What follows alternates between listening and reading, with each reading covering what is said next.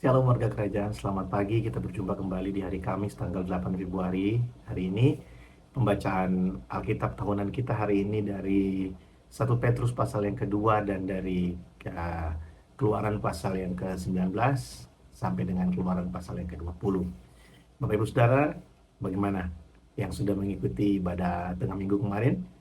Saya yakin dan percaya setiap kita belajar sesuatu dan ya memang luar biasa perjalanan dari bangsa Israel ketika mereka keluar dari Mesir dan menuju ke tanah Kanaan. Ada banyak sekali yang bisa kita pelajari, yang bisa kita renungkan dari perjalanan mereka, dan harusnya kita bisa uh, melihat diri kita. Apakah ada hal-hal yang mereka lakukan yang hari ini kita lakukan? Keraguan mereka, bagaimana mereka tegar tengkuk di hadapan Tuhan, bagaimana mereka yang sudah melihat pertolongan yang ajaib dari Tuhan, tapi mereka juga tetap keras kepala kepada Tuhan. Saudara, dalam salah satu surat yang ditulis oleh Rasul Paulus menjelaskan bahwa semua cerita yang ada di dalam perjanjian lama itu ditulis untuk menjadi peringatan bagi setiap kita. Nah, saudara, hari ini pagi hari ini saya akan membagikan sesuatu dari pembacaan kita hari ini, saudara, dari 1 Petrus pasal yang kedua. Ada bagian yang sangat memberkati saya dan saya ingin bagikan buat setiap kita. Saudara, kita lihat dari 1 Petrus pasal yang kedua, mulai dari ayat yang ke-18. Ya, di sana diberikan judul perikopnya adalah penderitaan Kristus sebagai teladan. Nah, sebelum kita baca, saya kasih pendahuluannya bahwa surat Petrus ini, jadi Rasul Petrus menulis surat untuk orang-orang Yahudi yang sudah percaya kepada Kristus, yang tinggal di Asia Kecil. Jadi mereka tinggal bukan di daerah orang Yahudi, mereka tinggal di daerah orang Yunani. Dan mereka ada di sana sebagai pendatang, dan mereka di sana mengalami penganiayaan yang sangat luar biasa. Karena pada zaman itu orang-orang Yunani ini menyembah dewa-dewi, dan mereka sangat kuat sekali dengan budaya ini. Jadi ya, kepercayaan kepada Kristus itu menjadi sesuatu yang cukup menantang buat orang-orang Kristen pada saat itu. Dan di tengah penderitaan mereka, ya kalau kita mau sedikit mempelajari, kita bisa lihat di ayat yang ke-18 dikatakan seperti ini ya. Hai kamu hamba-hamba, tunduklah dengan penuh ketakutan kepada Tuhanmu, bukan saja kepada yang baik dan peramah, tetapi juga kepada yang bengis. Saudara, ada beberapa orang Yunani yang memperkerjakan orang Yahudi, dan mereka dengan begitu bengis memperlakukan orang Yahudi, saudara. Mereka menekan, mereka benar-benar memperlakukan mereka seperti budak, dan itu menjadi sesuatu yang cukup berat buat orang Yahudi yang percaya kepada Yesus untuk jemaat Tuhan pada saat itu. Dan Petrus menulis surat ini untuk menguatkan mereka, karena ada banyak dari orang percaya pada saat itu yang pada akhirnya meninggalkan iman mereka. Nah, saudara, di bagian berikutnya, di ayat yang berikutnya dikatakan seperti ini. Sebab adalah kasih karunia jika seorang karena sadar akan kehendak Allah menanggung penderitaan yang tidak harus ia tanggung. Saudara, Petrus itu ingin kasih tahu begini, bahwa kalau kita menyadari bahwa memang kita ini dipanggil untuk menderita seperti Kristus yang kita percayai, kalau kita menyadari bahwa kita ini dipanggil di tengah-tengah dunia untuk mengalami penderitaan karena iman kita, ya, maka itu adalah sebuah kebahagiaan buat kita, karena kita mengambil bagian dalam penderitaan Kristus. Lebih lanjut, supaya kita lebih mengerti, dikatakan begini, ayat yang ke-19. Sebab adalah kasih karunia jika seorang karena sadar akan kehendak Allah menanggung penderitaan yang tidak harus ia tanggung, ayat 20. Sebab dapatkah disebut pujian jika kamu menderita pukulan karena kamu berbuat dosa?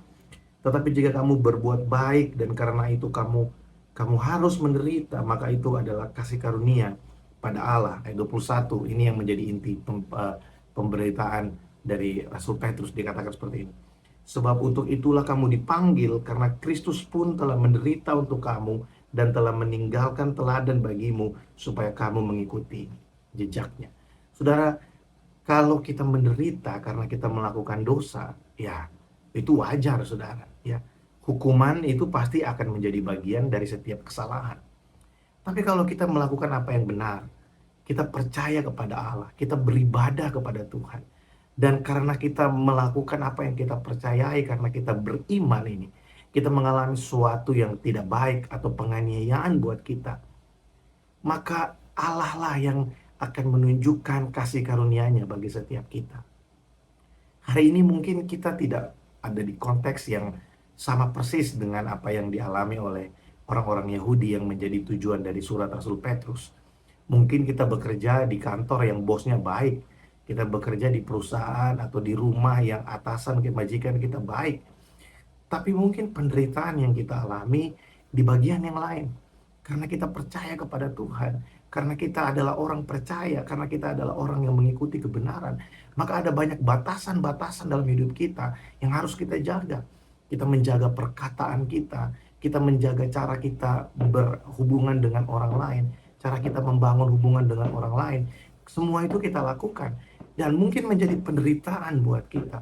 Ya, ada hal-hal yang orang lain, orang yang tidak percaya kepada Tuhan tanpa berpikir dapat melakukan. Tapi setiap kita yang percaya kepada Tuhan, kita perlu melihat apakah ini berkenan di hadapan Allah, apakah ini menyenangkan hati Tuhan, apakah Tuhan dipermuliakan dengan ini. Saudara, itu menjadi penderitaan buat kita, itu menjadi beban buat kita. Atau mungkin ada di antara kita yang ketika kita bekerja dan ya kita bekerja seperti kita tahu kita ada di Malaysia yang kita adalah orang yang minoritas di bangsa ini, di negara ini.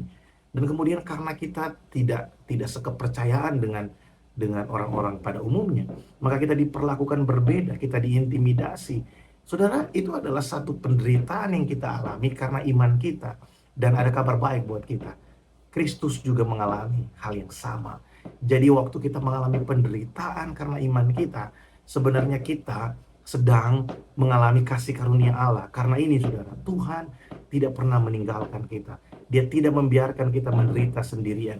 Kristus yang menanggung setiap dosa kita. Dia yang tidak berbuat dosa dibuat Allah menjadi dosa supaya kita dibenarkan di hadapan Allah. Maka hari ini, waktu kita yang tidak melakukan kesalahan, tapi karena kita percaya kepada Allah, kita mengalami sesuatu yang buruk.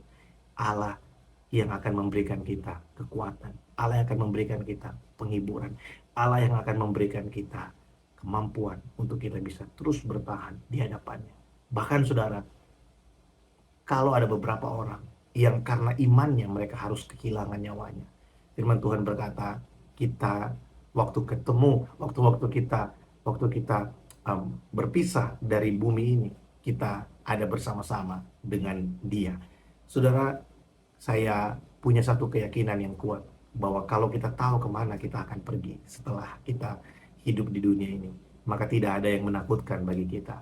Kalau kita tahu kemana kita akan pergi, di mana kita berada setelah kita di dunia ini, maka tidak ada yang menakutkan bagi kita. Karena Kristus telah mengalahkan maut dan kita tahu kita ada bersama-sama dengan Dia.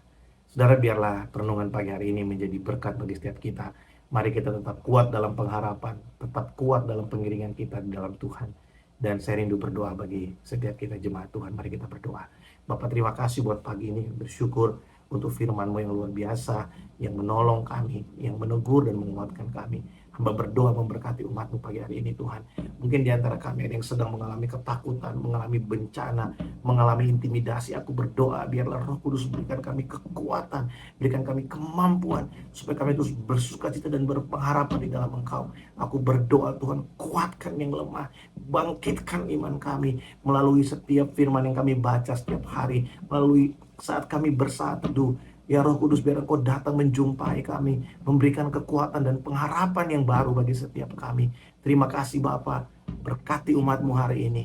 Apapun yang kami kerjakan dengan kedua tangan kami, Engkau yang menjadikan berhasil. Engkau menuntun langkah-langkah kami. Aku berdoa Tuhan untuk beberapa jemaat yang sedang sakit, Engkau menyembuhkan dengan sempurna. Kami percaya oleh bilur-bilur-Mu kami menjadi sembuh. Kami percaya sungguh Bapa, bahwa Engkau bersama-sama dengan kami. Terima kasih Tuhan, di dalam nama Tuhan Yesus Kristus kami berdoa. Amin. Puji nama Tuhan saudara. Selamat pagi, selamat beraktivitas. Tuhan Yesus memberkati. Shalom.